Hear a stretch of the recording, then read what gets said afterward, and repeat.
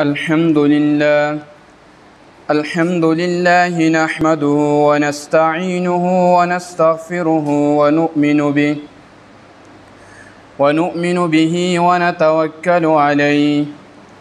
ونعوذ بالله من شرور أنفسنا ومن سيئات أعمالنا من يهده الله فلا مضل له ومن يضلله فلا هادي له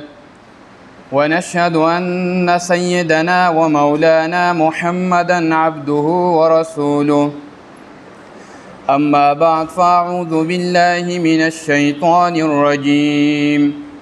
بسم الله الرحمن الرحيم قال الله تبارك وتعالى في كلامه المجيد وفرقانه الحميد أينما تكونوا يدرككم الموت ولو كنتم في بروج مشيدة وقال في مقام آخر كل نفس ذائقة الموت وقال ولن يؤخر الله نفسا إذا جاء أجلها صدق الله العلي العظيم وقال النبي صلى الله عليه وسلم الكيس من دان نفسه وعمل لما بعد الموت والعاجز من اتبع هواه وتمنى على الله أو كما قال عليه الصلاة والسلام وقال في مقام آخر كن في الدنيا كأنك غريب أو غابر سبيل وصدق رسوله النبي الأمي الكريم ونحن على ذلك لمن الشاهدين والشاكرين والحمد لله رب العالمين محترم مسلمانانو پدی دنیا کې هر قسمه انسانان مخلوقات پیدا شوي دي او هر قسمه طبقات پکې شته داسې خلق پکې شته دي چې هغوی د پیغمبرانو نه انکار کړی دی داسې خلق پکې هم شته دی چې هغوی د آسماني کتابونو نه انکار کړی دی د فرشتو د ذات او حتی داسې انسانان هم شته چا چې د الله تعالی د ذات نه هم انکار کړی دی لیکن محترم مسلمانانو په دنیا کې مرګ داسې یو واحد شی دی چې د دې نه هیڅ چا هم انکار نه دی کړی او نه داسې صورت پیدا کېدی شي چې د دې نه څوک انکار وکړي محترمو الله تعالی پاک په قرآن کې فرمایي اینما تکونوا یدرککم الموت ولو کنتم فی بروج مشیده کم ځای کې چې تاسو یې نو دا مرګ به تاسو بیا مومي ولو کنتم فی بروج مشیده اگر که تاسو په مضبوطو قلاونو کې یې بیا به هم دا مرګ تاسو له راځي او بل ځای کې فرمایي ولن يؤخر الله نفسا اذا جاء اجلها چې کله د یو ذی روح چې چا سا اخلي د ټیم پوره شي نیټای پوره شي نو الله پاک یو سیکنډ هم د خپل ټیم نه په کم ځای چې دته مقرري کم وخت دته مقرري او کم چیز نه دغه مرګ دته مقرري نو د هغې نه اخوا دی خوا کېږي نه هم په هغه وخت به دته دا مرګ راځي په هغه ځای کې به دته دا مرګ راځي او د هغه چیز نه به دته دا مرګ راځي بل ځای کې الله پاک فرمایي کل من علیها فان ويبقى وجه ربك ذو الجلال والاکرام چې د هر په دې ځمکه چې څومره ذی روح دي دا هر یو پناه کېدونکی دی ويبقى وجه ربك ذو الجلال والاکرام صرف هغه ذات باقی پاتې کېدونکی دی نور هر یو چیز د دنیا نه تلونکی دی محترمو وس هر یو کس ته خامخا هر یو ذی روح ته مرګ راتلونکی دی او زمونږ او ستاسو بیا دغه عقیده ده چې کله موږ او تاسو د دنیا نه لاړ شو نو د دې دنیا نه پس یو بل مقام راځي او زمونږ تاسو په هغې عقیده ده چې هغې کې به بیا انسان ژوندی کېږي او د الله جل شانه مخې ته وپېش کېږي. اوس دې دنیا ته راتګ دا زمونږ د کم مقصد دپاره دی؟ آیا دا صرف د دنیا ته راتګ دی چې د دنیا کې وخت تیر کو او بیا انسان وخت پوره شي دی مړ شي لاړ شي د یو ځناور غوندې بس د په دنیا کې وخوړه وسکه او وخت یې تیر شو او که نه دا انسان په دنیا کې چې وخت تیری د دې څه مقصد شته؟ محترمو انسان چې کله دنیا ته راغی نو انسان دنیا ته د راتلو مقصد شته او انسان دنیا ته د راتلو مقصد هغه د الله تعالی پاک عبادت کول دي. هغې مقصد د الله تعالی پاک په احکامو باندې عمل کول دي او د الله تعالی راضي کول دي. محترمو حدیث شریف کې راځي فرمایي چې الکیس من دان نفسه وعمل لما بعد الموت. هوښیار سړی هغه دی چې خپل نفس کنټرول کی او وعمل لما بعد الموت د مرګ نه پس چې څه را روان دي دې دپاره تیاری وکړي. موږ او تاسو هوښیار نن سبا هغه چاته وایو چې دی د دنیا په معاشي مسایلو باندې معاشرتي مسایلو باندې یا نور د دنیا په ګټه وټه باندې ښه پوهېږي، دی د دنیا تعلیم ښه کولی شي، دی په دنیا کې پیسه ښه ګټلی شي او دی دنیا کې بل له دوکه ښه ورکولی شي، د بل جیب په ښه انداز باندې والی شي. موږ هغې ته هوښیار وایو. لیکن حدیث شریف کې هوښیار او عقلمن هغه ته وایي چې الکیس من دان نفسه. هوښیار هغه کس دی چې دی خپل ځان کنټرول کړي. اوس دا خپل ځان څنګه کنټرول کړي؟ محترمو یو انسان مقصد دی په لاره باندې روان دی نو په دې لاره باندې دی خپل نظر کنټرول کړي او دغه وخت کې ځان ته سوچ وکړي چې قرآن کې الله پاک امر کړی دی قل للمؤمنین یغضوا من ابصارهم. او که دا زنانه روانئ نو الله پاک فرمایي چې قل للمؤمنات یغضضن من ابصارهن. چې دی کله په لارې باندې ځي نو دغه وخت کې دی خپل نفس کنټرول کړي، دی خپل نظر حفاظت وکړي. دا یو محفل کې ناست دی او د چا غلطې خبرې دی ګانې بجانې ویلی کېږي یا د چا غیبت کېږي نو دغه وخت کې دی د خپل غوږونه کنټرول کړي او په دې باندې کنټرول راوړي چې د دې غوږونو زما څه حساب کېږي، د دغه سترګو زما څه حساب کېږي.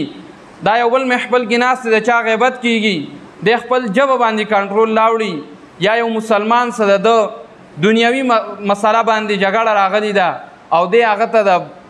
بدونه د کنځلونه د لعن طعن نه خپله ژبه کنټرول کړي نو دا الکیس من دان نفسه وعمل لما بعد الموت. دا خپله ژبه د دغه دنیایي خواهشاتونه، د خپل سترګې غوږونه دغه دنیایي خواهشاتونه د دغه غلطو کارونو نه دی را بند کړي. وعمل لما بعد الموت او د مرګ دپاره تیاری وکړي. محترم اوس د مرګ د پس تیاری به څنګه کېږي؟ د مرګ د پس تیاری دا دی چې موږ او تاسو لقد کان لکم فی رسول الله اسوة حسنه. قرآن کې الله پاک فرمایي چې تاسو دپاره د پیغمبر علیه السلام په زندګۍ کې د ژوند تیرول دپاره بهترینه نمونه ده. اوس ته خپله زندګي څنګه تیرې؟ د پیغمبر علیه السلام په سنت طریقو باندې او د هغه په اسوه حسنه باندې چې کله موږ او تاسو عمل کوو نو زموږ او ستاسو زندګي به هم په آرام باندې تیریږي او دا زموږ او ستاسو د مرګ نه پس وعمل لما بعد د الموت دپاره هم راځي. هغه دا چې انسان کله د سار راپاسي نو دی خپل د سار نه واخله د ماخوستنه پورې دا وخت تیری نو دی کې دی سوچ وکړي چې کم یو کار زما که زه د چا سره میلاویږم، که زه دکانداري کوم یا زه په جومات کې مؤذن یم یا امام یم یا د بازار کې زه صدر یم یا بل یو کار زما سره د دنیا راسته دی نو دا کار به زه څه طریقه باندې تیروم؟ نو دا به د پیغمبر علیه السلام په زندګۍ کې د هر مسلمان دپاره یو اسوه حسنه ده، یو ښه بهترینه طریقه ده چې په هغې باندې موږ او عمل وکړو نو دا به عامل لما بعد الموت شي. محترمو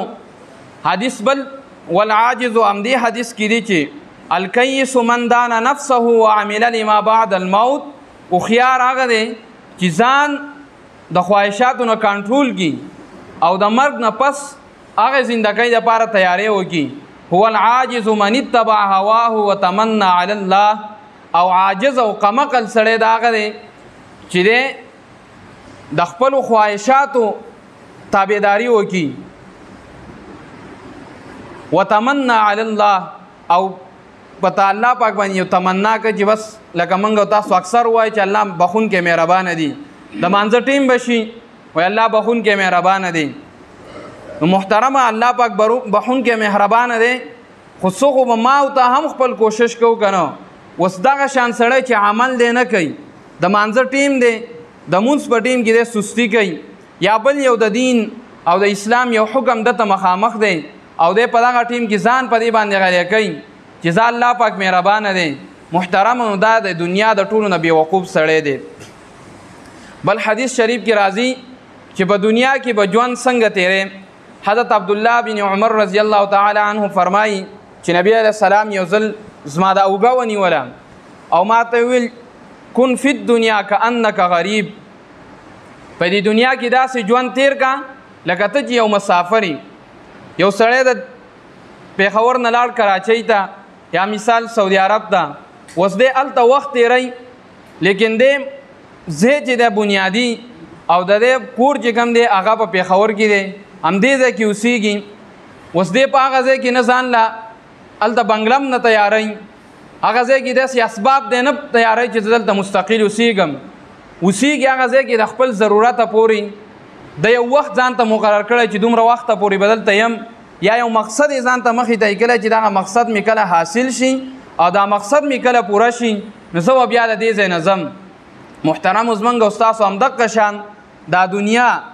دا زمونږ داسې زمونږ او ستاسو یو مسافرخانه ده، یو څو منټه زندګي ده،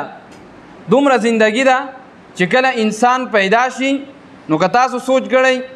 د انسان ته په غوږ کې به ښی سیټ کې ورته اذان کوي او د ګټ سیټ کې ورته اقامت کوي. د انسان زندگی د ماشوم ته په دغه وخت کې دا پیغام ورځي چې ستا همدغه شان زندگی ده لکه څنګه چې اذان وشي بیا اقامت وشي او ورپسې جمع ودرېږي همدغه عمره زندگی اذان هم شوی دی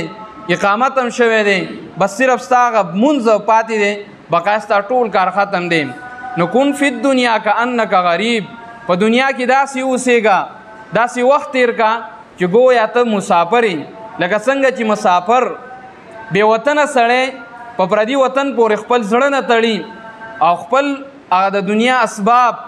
د خپل د زندګۍ تیرولو مستقل اسباب په پردي وطن کې نه تیاری خپل هغه یو څو ورځې پورې یا د خپل مقصد حاصلېدو پورې دی هلته زندګي تیری. همدغه شان په دې دنیا کې زمونږ او ستاسو یو خاص مقصد له موږ راغلی یو، هغه مقصد زمونږ او ستاسو د الله رضا ده. او همدې حدیث کې بیا فرمایي او غابر السبیل، هم د دې نه هم ورخوا یو سړی چې په پردي وطن کې وخت تیری نو ځان له یو ځای پیدا کړی یو کمره کې څه مستقل اوسېږي یا دومره اوسېږي چې یو څو ورځې به دلته تیروم یا دومره اوسېږي چې دی څه مقصد یې په دغه ځای کې دا مقصد مې حاصل شي زی به. لیکن یو د لارې مسافر په دې لار باندې یو کس تیریږي او هغه د یوې ونې لاندې یو څو منټه سوري ته دی آرام کوي. نو څومره وخت چې د سوري ته دا انسان دا مسافر آرام کوي د سوري ته صرف دومره دی آرام کوي چې زه په دې کې دمه شم په دې کې لږ زما د جسم ته لږ راحت میلاو شي او لږه هوا را باندې ولېږي او ساه مې پځی شي همدومره وخت دا آرام کوي او مخکې دا بیا خپل سفر همدې کې ناست دي آرام کوي او خپل ساه پځی کوي. لیکن محترمو د هغه مقصد په ذهن کې همدغه خبره چې زه مخې ته روان یم زما مقصد دې ځای کې پاتې کېده نه دي زما دلته ناسته نه ده زما مقصد مخې ته یو بل طرف ته تللی او زما اصل مقصد هغه دی چې زه به هغې ته ځان رسومه. همدغه شان انسان چې کله د دنیا ته راغی نو په دې دنیا کې د دن دقه مثال دی لکه یو مسافر چې په لاره روان او د یوې ونې لاندې دی څومره وخت آرام کوي همدغه وخت د یو ونې د سوري لاندې زمونږ او ستاسو په دې دنیا کې د آرام موقع ده. بس دغه آرام په موقع کې یو مسافر هغه دا سوچ نه کوي چې په دې لارې باندې څومره شنه بوټي یا خو ښایسته یخې اوبه هر څه چې په دې لارې باندې لیکن د مقصد بل یو طرف ته تګي همدغه شان په دې دنیا کې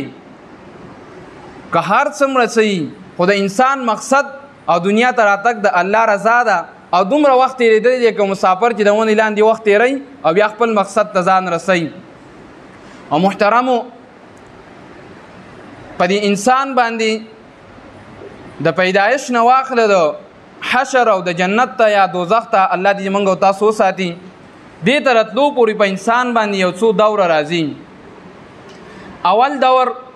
دا انسان د مور په خېټه کې تیری، دویم دا بیا انسان په دنیا باندې تیری، او دریم دا قبر دی، څلورم بیا حشر دی، او پنځم بیا مخې ته بیا د عمل مطابق جنت دی الله دې موږ او تاسو نصیب کړي، او یا جهنم دی الله دې موږ او تاسو ساتي. محترم موږ او تاسو سوچو کو دا هر یو دور اول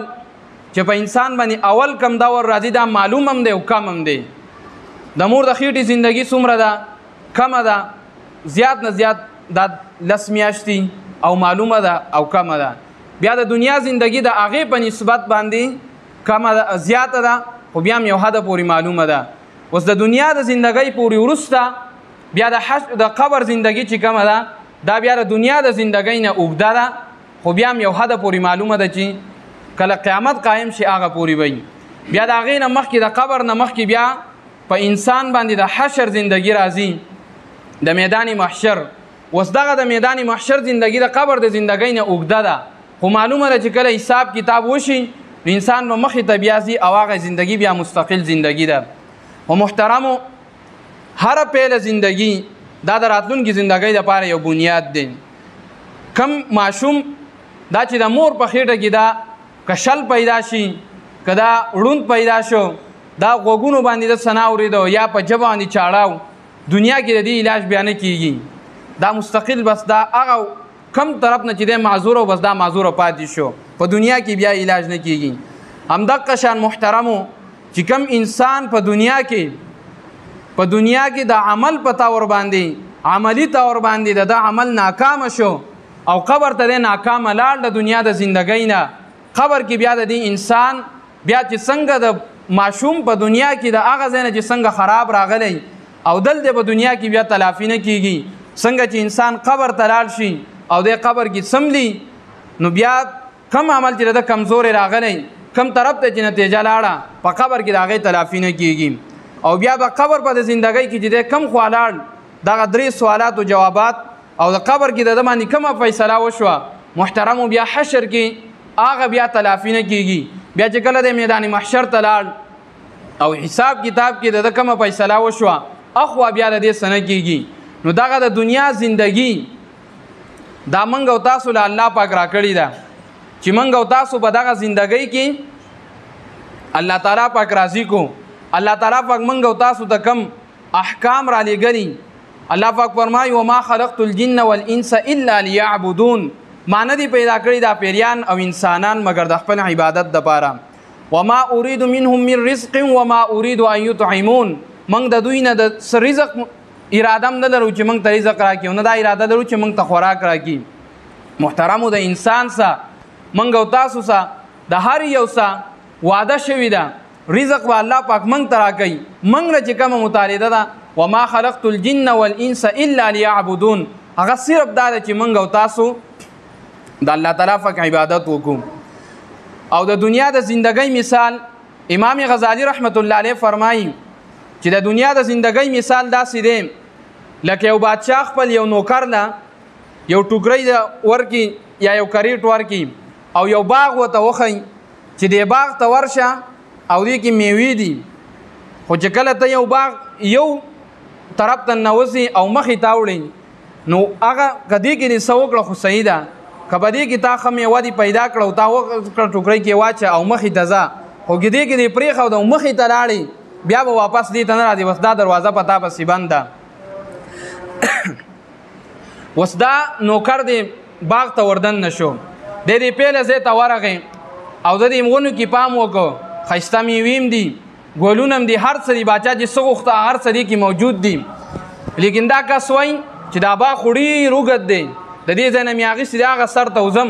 راشه دې بل کې پام وکړه، کاغل ته به داسې دین هم ښایسته دا انسان دا نوکر د دې دا طرف یې پرېښه او مخې ته لاړ اوس ده پسې خو دا دروازه د بادشاه د شرط مطابق بنده شوه واپس نه شي راتلی د چې مخکې پام وکړو هغې پسې مخکې د دین هم ښایسته میوې دي ښایسته ونې دي هر څه دي دی وایي چې دا خو چې څومره مخکې ځم هر څه ښایسته ښایسته راځي راشه دا هم پرېږده دا مخکې روان دی او څه حده پورې دا مخکې لاړ خو دی خپل عادت یې دا نیولی دی چې زه چې څومره مخکې ځي نو ښایسته راځي اخره کې چې دی کله مخې ته واوښت یو شړ میدان دی هېڅ هم په هغه ځای کې نشتی نو د یو افسوس به دغه وخت کې کوي ځکه شاته دروازې په ده پسې بندې شوې که ده د شاته یو کمرې نه د یو ځای نه یو میوه هم راشو کولی وې نو دی چې مخې د شړ میدان ته تللی یو دانې هم د ځان سره اخیستې وې هغه سر کې به خامخا دسه ټوکرۍ کې څه ورسوې لیکن دی په هغه ځای کې په یو تمنا باندې د مخکې په تمنا باندې روان و چې مخې ته به راتړېري مخې ته به راتړېري مخې ته چې لاړ اخره کې ورته شړ میدان راغی دقسې مثال د دې دنیا د ژوند دی نن ورځ تا ته د عمل مقراله ګوره کله چې انسان ته په زړه کې دا خبره راشي د نیکۍ د کار کولو نو دا د دې په زړه کې د نیکۍ دا یو میلمه لکه څنګه چې زمونږ او ستاسو کور ته یو میلمه راشي نو بعضې وخت کې دا میلمه چې مخکې موږ او تاسو ته پته چې یو میلمه مې را روان دی موږ او تاسو سره رابطه وکړي نو هغې له موږ او تاسو مخکې نه تیاری کوو خو بعضې وخت کې داسې وشي یو میلمه په موږ او تاسو ډاریک راشي نو هغې له موږ هغه پښتانه وه چې څه تیاري هغه د یاري نه هغه تیاری وله په هغه وخت باندې چې څه تیاري هغه وله کوم دقه شان کله کله د انسان زړه ته د نیک کار یو خواهش راځي زړه کې دا اراده راځي چې دا نیک کار وکم اوس کله چې د زړه ته دا راغی نو دا ستا د زړه میلمه دی دا نیک عمل او تاله په دې زړه کې کېناست محترمه دې کې بیا سوچ مه کوه اوس ستا زړه وشه یو 2 رکعته نفل وکم ستا زړه وشه دې وخت کې ذکر وکم بیا دې کې سوچ مه کوه دا ستا د زړه میلمه دی په دې میلمه نه ډایرکټ میلمستیا وکړه په دې باندې عمل وکړه دا هېڅ پته نه لګي چې دې داسې موقع یا دغه میلمستوب به زما او ستا زړه ته بیا راشي او که به رانه شي نو محترمو د انسان د زندګۍ مثال هم دقه د بادشاه او د وزیر خبره ده چې دا انسان ته یوه ورځ میلاو شي دا په صحت باندې روغ دی دا نور هم دته حالات برابر دي او دته موقع میلاو ده چې دی نن عمل وکړي لږ لیکن دی وایي چې زه وخت شته لا خو ځواني ډېره ده زما د مخې یو کس و الله دې معافي وکړي هغه په حق روژه کې تقریبا 3 روژې خوړلې وې په هغه وخت کې او ما ته ویل زندګي مې ډېره د ډېر شی به ونیسم او د هغې روژې نه وروسته 3 یا 4 روژې دی ژوندی پاتې شوی دی او بیا مړ شو هغه شتم پې پاتې شو کېدای شي نورې مې هم پکې خوړلي په دې تمنا باندې او یو فرض روژه خوړل چې ټول عمر دی روژې ونیسي ټول عمر نو د هغې یوې فرض روژې هغه ثواب دی نشي راګرځولی نو په دې تمنا باندې عمل پرېښوده چې نن ورځ ده خیر دی سبا به عمل وکم سبا به دا نیک کار وکم بیا سبا ورځ پې تېره شي بل سبا به وکم دغه شان د انسان نه دا زندګي تېرېږي داسې وخت راشي د مرګ فرشته ورته ودرېږي او دی پکې هېڅ هم پکې ونه کړي نو محترمو مسلمانانو زمونږ او ستاسو دا زندګي دا د یو سرای په شان ده لکه سرای کې چې مسافر راځي نن پکې یو مسافر راغی ابراهیم بن ادهم رحمت الله علیه یو ځل خپل محل کې ناستو ناڅاپه یو فقیر ملنګ راغی دربار کې داسې اخوا دېخوا وکاتو نو بیا یې ووی یاره دا سرای مې خوښه نه شو واپس شو ابراهیم بن ادهم رحمت الله علیه دا د بلخ بادشاه نو دا واپس راوغوښتو وایي څنګه دا خو د بادشاه محل دی دا بادشاهي دربار دی ورته وایي دا سرای مې خوښه نه شوه هغه ته ویل بادشاه صاحب دا راته ووایه ستا نه مخکې دلته څوک و هغه وی پلار مې و وی د هغې نه مخکې څوک و هغه ویل نیکه مې و وی داسې دا سلسله را روانه ده وایي دغه سرای یې که نو په سرای کې نن یو کس شپه وکړي کټ چې سار لاړ شي کټ پسې واړی سار بل لا شي بل پکې شپه وکړي همدغه مثال د دنیا د سرای دی نن به ته په دې دنیا کې موجود یي سار به ته نه ستا بچی به موجود یي که بچی بل سبا او هېڅ دا دنیا په انسان باندې مختلف حالاتو باندې تیریږي انسان ته هیڅ پته نه لګي بس سر ته د مرګ فرشته ودرېږي نو محترم مسلمانانو د دنیا دغه لږه زندګي دغه لږ وخت موږ او تاسو له الله پاک راکړی دی چې په دې کې موږ او تاسو کوشش وکړو الله پاک راضي کو او الله پاک په کومو کارونو باندې راضي کیږي نو موږ کوشش وکړو هغه کارونو معلومولو کوشش وکړو نه خدا کوشش کوو چې الله راضي کو او نه دا کوشش کوو چې الله په کوم کار راضي کیږي هغه وکړو نو محترم مسلمانانو چې موږ دا دواړه وکړو الله هم راضي کو الله په کوم کار راضي کیږي دا کار حاصلولو د معلومولو کوشش هم وکړو الله دې موږ او تاسو په دې خبر باندې عمل کولو توفیق را نصیب کړي واخر دعوانا ان الحمد لله رب العالمين